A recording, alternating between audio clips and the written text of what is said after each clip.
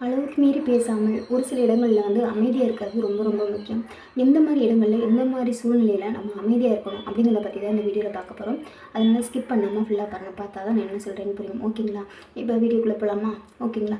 இப்போ அமைதினா என்ன அப்படின்னா, அமைதியாக இருக்கிறதுனால வந்து நிறையா ப்ராப்ளம்ஸை வந்து நம்ம அவாய்ட் பண்ணலாம். நிறைய பிரச்சனைகள் வராமல் நம்ம தற்காத்துக்கலாம்.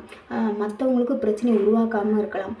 இந்த மாதிரி விஷயத்துக்காக தான் நம்ம அமைதியாக இருக்குது. நம்ம மனசு வந்து கஷ்டத்தில் இருக்கும்போது நம்ம மனசு அமைதியாக இருக்கணும் அப்படிங்கிறதுக்காக, தெளிவாக இருக்கணும் அப்படிங்கிறதுக்காக நம்ம அமைதியாக இருக்கணும்.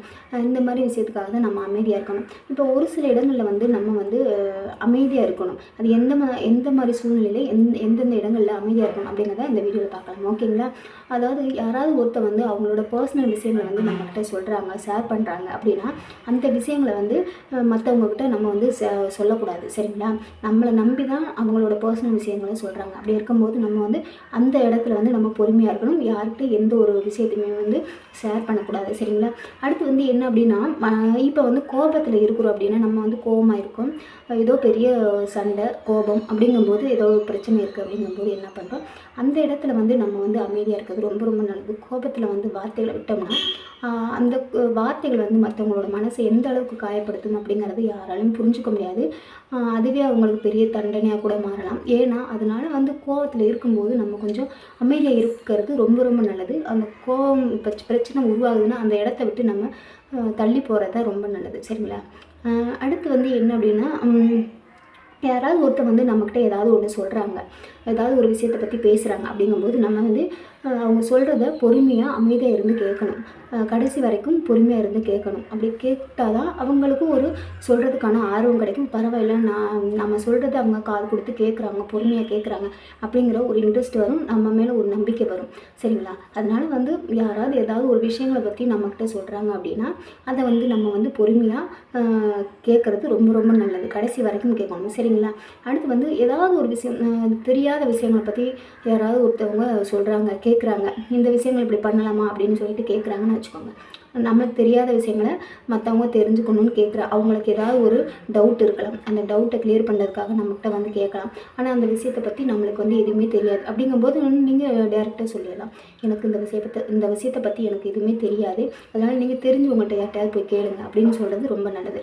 ஆனால் தெரியாத விஷயங்களை வந்து நீங்கள் வந்து இழுத்து அப்படி பண்ணுங்கள், இப்படி பண்ணுங்கள், அதை பண்ணுங்கள், இதை பண்ணுவாங்கன்னு சொல்லிட்டு தேவையில்லாத விஷயங்களை பேசினீங்கன்னா அவங்களுக்கு குழப்பம் உருவாயிரும். அந்த செய்ய வேண்டிய விஷயமும் ஃபெயிலியராக முடிஞ்சிடும். சரிங்களா? தோல்வி அடைஞ்சிடும். அதனால் நம்மளுக்கு தெரியல அப்படின்னா வந்து நம்மளுக்கு தெரியல, நீங்கள் வேறு யார்கிட்டையும் தெரிஞ்சவங்கள்ட்ட கேளுங்க அப்படின்னு சொல்கிறது ரொம்ப ரொம்ப நல்லது. சரிங்களா? இப்போ வந்து புரணி பேசுகிறாங்கல்ல, இப்போ யாராவது ஒருத்தரை பற்றி வந்து புரணி பேசிக்கிட்டு இருக்காங்க அப்படின்னா அந்த இடத்துல நீங்கள் இருக்கீங்க அப்படின்னா நீங்கள் எதுவுமே பேசாமல் இருக்கிறதா ரொம்ப ரொம்ப நல்லது. சரிங்களா? புரணி பேசுகிறவங்ககிட்ட ஏதாவது ஒன்று கேட்குறாங்க, சொல்கிறாங்க அப்படிங்கும்போது நம்ம வந்து அந்த இடத்துல தெரிஞ்சாலுமே தெரியாத மாதிரி இருந்துக்கணும், அமைதியாக இருந்துக்கணும். அப்போ தான் நம்மளுக்கும் பிரச்சனை இல்லை, மற்றவங்களுக்கும் பிரச்சனை இல்லை. சரிங்களா? இன்றைக்கி நம்மக்கிட்ட வந்து நம்ம வாயை பிடுங்கி ஏதாவது ஒன்று விஷயத்தை கேட்டுட்டு அதுவே அடுத்தவங்கள்ட்ட போய் சொல்லி அதை பிரச்சனையை உருவாக்குறதுக்கு நிறைய வாய்ப்புகள் இருக்குது. அதனால் வந்து புரணி பேசுகிற இடத்துல வந்து நம்ம அமைதியாக இருக்கிறது ரொம்ப ரொம்ப நல்லது. இன்னொரு விஷயம் என்ன அப்படின்னா வந்து தன்னை பெருமை பேசக்கூடாது. சரிங்களா? நம்மளை பற்றி நம்மளுக்கு தெரியும். சரிங்களா? அதை நம்மளே பெருமையாக பேசிக்கக்கூடாது. இப்போ வந்து மற்றவங்க நம்மளை பற்றி பேசுகிறாங்க அப்படின்னா அவங்களுக்கு நம்மளோட குணங்கள் தெரிஞ்சனால அவங்க பேசுவாங்க. எல்லோரும் வந்து நம்மளை பற்றி பெருமையாக பேச மாட்டாங்க. அதாவது நம்மளை பற்றி தெரிஞ்சவங்க மட்டும்தான் நம்மளை பற்றி பேசுவாங்க. நம்மளை நாமே வந்து நம்ம பெருமை பேசுகிறதுல எந்த ஒரு பிரயோஜனமும் இல்லை. அது வந்து தற்பெருமை எப்பயுமே பேசக்கூடாது, அது நல்லதில்லை. சரிங்களா? எந்த ஒரு இடத்துலையுமே அமைதியாக இருக்கணும். இப்போ வந்து யாராவது நம்ம வந்து ஏதாவது ஒரு தப்பு செஞ்சுட்டோம் அப்படின்னா அந்த தப்பை வந்து சுட்டி காட்டுறாங்க, இது நீ பண்ணியிருக்கிறது தப்பு, இந்த விஷயத்த நீ மாற்றிக்க, இதை பண்ணாத அப்படின்னு சொல்கிறாங்க அப்படின்னா சரின்னு கேட்டுக்கணும், பொறுமையாக இருந்து கேட்கணும். இல்லை நான் இது செஞ்சது ரைட்டு, நான் பண்ணுறது தான் கரெக்டாக அப்படின்னு சொல்லிட்டு ஏற்று நம்ம வாதம் பண்ணக்கூடாது. அப்படி பண்ணுறதுனால என்ன ஆகுனா நம்மளோட தப்பை வந்து நம்ம திருத்திக்கணும் அப்படிங்கிற ஒரு திருத்திக்கிறதுக்கு வாய்ப்பே கிடைக்காது. சரிங்களா? இப்போ வந்து அடுத்தவங்க வந்து தப்பை சுட்டி காட்டுறாங்க அப்படின்னா அதை ஏற்றுக்கணும், அந்த இடத்துல பொறுமையாக இருந்து கேட்கணும், எதிர்த்து பேசக்கூடாது. அதுதான் நம்மளுக்கு நல்லது. ஓகேங்களா? அப்போ தான் வந்து இப்போ தப்பு பண்ணோம்னா அடுத்த தடவை வந்து தப்பு பண்ணாமல் பார்த்துக்கலாம். ஓகேயா? அடுத்து வந்து அமைதி.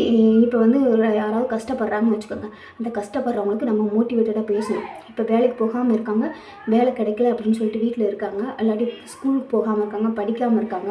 அப்படிங்கும்போது அந்த இடத்துல வந்து நம்ம வந்து அவங்களுக்கு மோட்டிவேட் பண்ணுற மாதிரி ஒரு நல்ல விஷயங்களும் சொல்லணும், கருத்துள்ள விஷயங்களும் சொல்லணும்.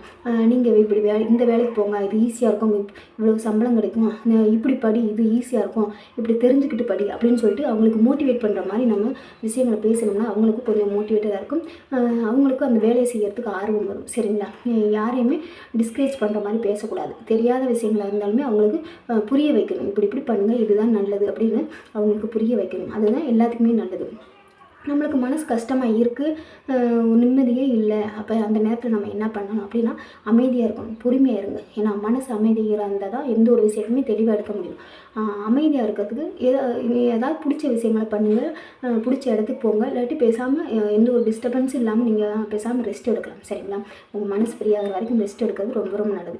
இந்த மாதிரி விஷயங்களை பண்ணும்போது நிறைய பிரச்சனைகளை வந்து நம்ம அவாய்ட் பண்ணலாம், பிரச்சனைகள் வராமல் பார்த்துக்கலாம். ஓகேங்களா? இந்த வீடியோ உங்கள் எல்லாருக்கும் பிடிச்சிருக்குன்னு நினைக்கிறேன். பிடிச்சிருந்தா லைக் பண்ணுங்கள், ஷேர் பண்ணுங்கள், கமெண்ட் பாக்ஸ் கமெண்ட் பண்ணுங்கள். சப்ஸ்கிரைப் பண்ணாமல் சப்ஸ்கிரைப் பண்ணிவிட்டு பெல் ஐக்கானை கிளிக் பண்ணிட்டு ஆல் அதை கிளிக் பண்ணுங்கள். இப்போ தான் நான் போகிற வீடியோஸ் எல்லாமே உங்களுக்கு நோட்டிஃபிகேஷன் வரும். ஓகேவா? அடுத்த வீடியோவில் பார்க்கலாம். பாய்.